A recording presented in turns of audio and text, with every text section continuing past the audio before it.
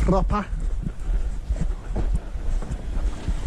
Right, so snow foaming now on the vehicle. This is just going to neutralise the chemicals we put on so it doesn't corrode the paintwork once it obviously reacts with the oxygen if we didn't take it off. So we'll just put a very thick layer of snow foam on the vehicle.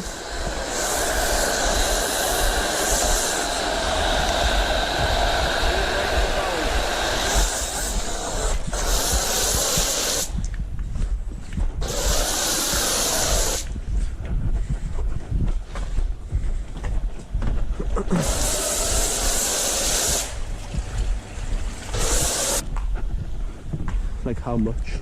Like loads. I'm gonna be scrubbing the roof for a while. Like. This way.